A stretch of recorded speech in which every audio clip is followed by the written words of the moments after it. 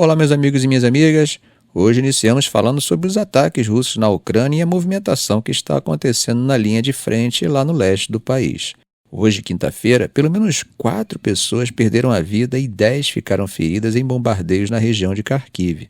Um desses ataques foi em Kupiansk, onde, segundo o governador local, Oleksiy Nerubov, as forças russas usaram armamento termobárico. Para vocês terem uma ideia, essas armas são diferentes dos explosivos convencionais, tá, gente? Elas não precisam de um oxidante interno, como a pólvora, por exemplo. Em vez disso, elas usam oxigênio do próprio ar para criar uma explosão extremamente poderosa e de alta temperatura.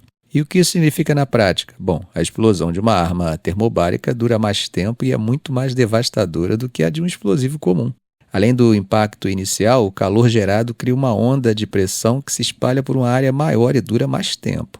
É uma arma feita para causar o máximo de destruição, principalmente em espaços fechados como bunkers ou prédios. E não é só a destruição física que essa arma causa. A explosão acaba sugando o oxigênio ao redor, criando um vácuo temporário que pode causar danos graves nos pulmões e até sufocamento, mesmo para quem não é atingido diretamente. Bom, gente, que fique claro, essa foi uma afirmação do governador. Nerubov também comentou que a explosão atingiu áreas perto de uma loja e do mercado local. Além disso, um prédio comercial foi danificado junto com alguns quiosques e várias casas. Para quem tem acompanhado desde o começo, sabe que Kupiansk foi ocupada logo nos primeiros dias da guerra, em 2022, mas foi retomada pelos ucranianos em setembro daquele mesmo ano, numa contraofensiva bem rápida. Mas a Rússia não desistiu e agora as tropas russas estão se aproximando de novo da cidade. Elas estão a menos de 4 quilômetros de distância, isso de acordo com a análise de mapas de fontes abertas. E não para por aí, gente. Também hoje, segundo Vadim Filashkin, que é governador local, outro ataque em Pokrovsk, na região leste de Donetsk, matou 3 pessoas. A Rússia tem intensificado os ataques nessa região, especialmente perto de Seridov, uma cidade mineira que fica a cerca de 20 quilômetros de Pokrovsk. Segundo relatórios, essa ofensiva está sendo apoiada por caças e bombardeiros, o que torna as defesas da resistência ucraniana bem mais difícil. O Estado-Maior ucraniano confirmou que os ataques mais intensos estão acontecendo nessa área, mas não disseram se as forças russas conseguiram avançar dentro da cidade ou não. Sobre o assunto, encontramos mais informações para vocês. Dessa vez, as informações vêm do outro lado, ou seja, do lado russo. Segundo várias fontes, tanto blogueiros militares pró-Moscou quanto da própria mídia russa, os russos fizeram um avanço rápido ali em Seridov. E qual seria o objetivo disso tudo? Sem dúvida, mais um passo para garantir o controle completo da região de Donbás, que, desde o início da guerra, tem sido um dos principais focos do conflito. Seridov, gente, é uma cidade estratégica e, se cair nas mãos das forças russas, isso facilita ainda mais o avanço em direção a Pokrovsk, que, como sabemos, fica a cerca de 20 quilômetros a noroeste e é ponto importante, tanto para a logística das operações ucranianas na região, quanto para a produção siderúrgica do país. Yuri Podolyak, que é blogueiro militar ucraniano alinhado ao lado russo, comentou que as defesas inimigas ruíram de repente. Isso sugere que as linhas ucranianas podem estar mostrando alguma fragilidade por ali. Outros blogueiros pró-Rússia também falaram desse avanço rápido, dizendo que parte de Seridov já está sob controle russo. O jornal Moscovite Komsomolets, inclusive, relatou que as tropas estão se aproximando do centro da cidade, que antes da guerra tinha mais de 20 mil moradores. Perceberam, gente, as duas versões? Enquanto a versão russa garante o avanço rápido, o Estado-Maior-Geral ucraniano confirma que essa área tem sido palco de alguns dos combates mais intensos em toda a linha de frente, com apoio massivo de caça e bombardeiros russos, mas não confirmaram oficialmente se os russos conseguiram entrar na cidade ou se houve algum recuo das tropas ucranianas. Mas temos ainda uma espécie de terceira posição que é alinhada aos ucranianos. Eu falo do projeto de mapeamento ucraniano chamado Deep State, que está monitorando a situação.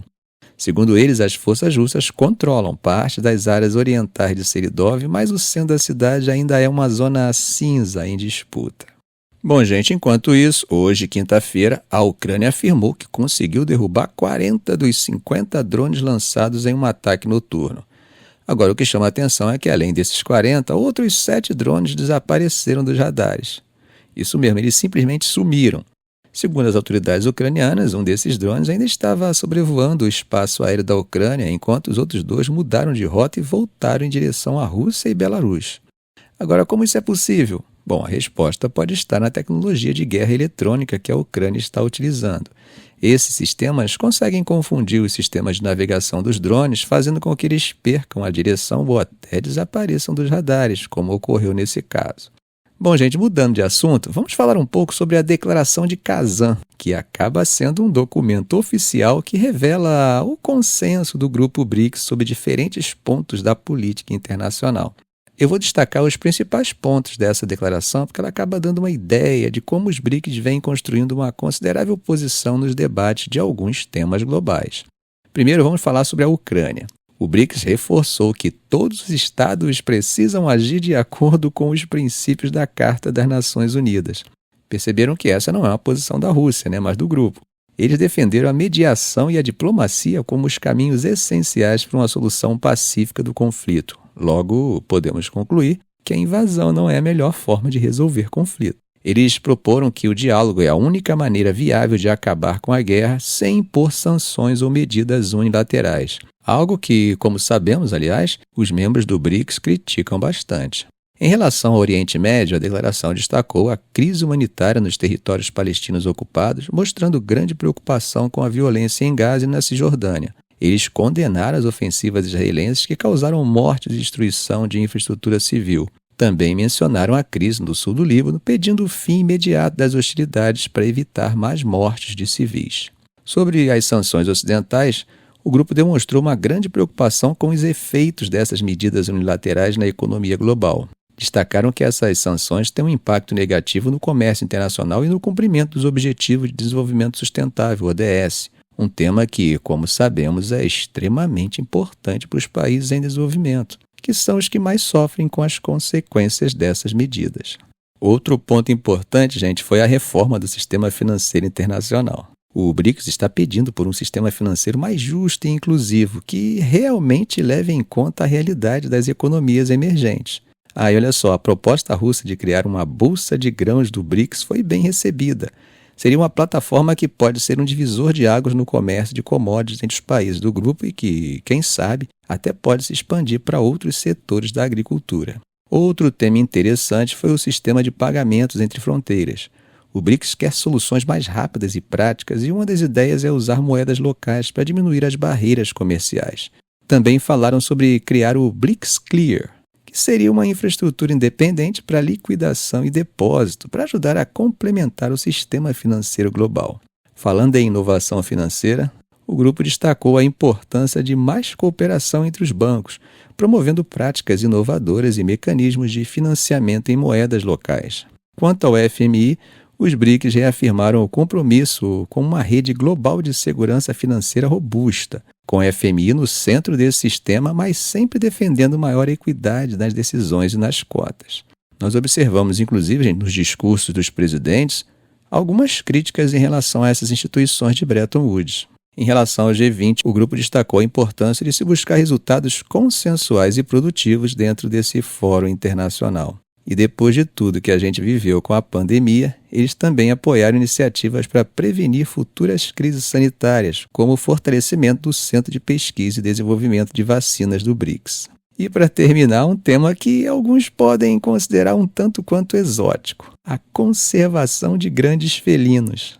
Isso mesmo, o grupo apoiou a iniciativa da Índia de criar uma aliança internacional para a conservação desses animais, incentivando a cooperação entre os membros do BRICS nesse tema. Bom, meus amigos, mudando de assunto, lembra daquela novela sobre a qual falei ontem? Então, tem mais um capítulo. Se ontem foi os Estados Unidos que falaram sobre o assunto, hoje é a China. Isso mesmo, hoje, quinta-feira, o Ministério das Relações Exteriores da China afirmou que não tem conhecimento nenhum sobre a presença de tropas norte-coreanas na Rússia. Essa declaração veio exatamente depois das declarações dos Estados Unidos que colocaram ainda mais gasolina nesse fogo todo, mas falando apenas em indícios, prova que é bom até agora nada. O secretário de Defesa dos Estados Unidos, Lloyd Austin, falou que tem evidências de que a Coreia do Norte enviou uns 3.000 soldados para a Rússia e que esses soldados talvez estejam indo para a Ucrânia. Bom, claro que se isso for verdade, aí sim a gente está falando de uma escalada séria nesse conflito, que na verdade já vem escalando há algum tempo. Numa coletiva de imprensa, perguntaram para o porta-voz chinês Lin Jin sobre essa possível presença das tropas norte-coreanas. Ele foi direto: a China não tem nenhuma informação sobre isso. E aqui, gente, vale lembrar que a China tem se posicionado a favor de desescalar o conflito e buscar uma solução política para a guerra na Ucrânia, sem se comprometer abertamente de forma explícita de um lado ou de outro, mesmo com toda a parceria estratégica que eles têm com a Rússia. Do lado dos Estados Unidos, o porta-voz da Casa Branca, John Kirby, disse que Washington acredita que esses 3.000 soldados norte-coreanos estão sendo treinados em 3 bases militares no leste da Rússia. Se isso for verdade, é um passo grande na parceria entre Coreia do Norte e Rússia, e isso realmente, gente, pode desequilibrar ainda mais as forças no campo de batalha. Ficamos por aqui. Se esse vídeo foi útil para você, faça um comentário, compartilhe em suas redes sociais, dê um like. E é claro, se ainda não for inscrito, inscreva-se no canal e ative o sininho para não perder os próximos vídeos. Ok, gente? Um grande abraço do professor Arão Alves.